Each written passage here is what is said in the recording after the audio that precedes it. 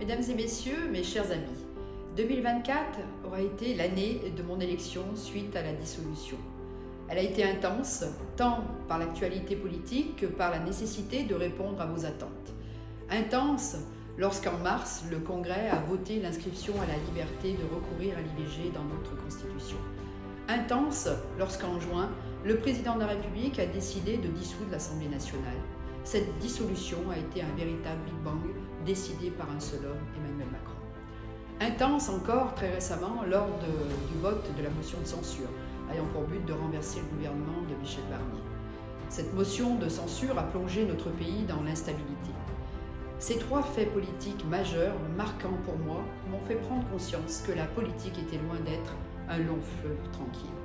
Et qu'il faut toujours garder à l'esprit que notre mission, en tant qu'élu, est de servir nos concitoyens.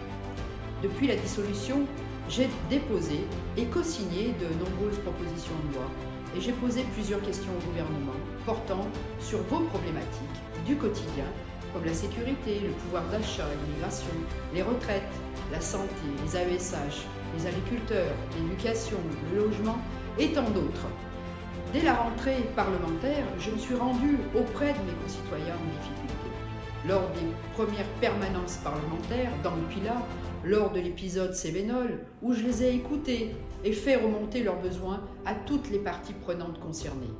Avec nos agriculteurs, lors des manifestations défendant notre modèle agricole, aux côtés des parents d'enfants en situation de handicap qui n'avaient pas d'AESH ou peinaient à recevoir leur compensation handicap. 2024 a été une année durant laquelle nous avons dû affronter de multiples crises politiques, économiques, sociales et environnementales. Elle a été aussi une année du dépassement de soi. J'en veux pour preuve les Jeux olympiques et paralympiques de Paris 2024, qui nous ont transportés vers l'allégresse, le succès et la cohésion. Et oui, toutes les places de France ont vibré aux victoires de nos champions.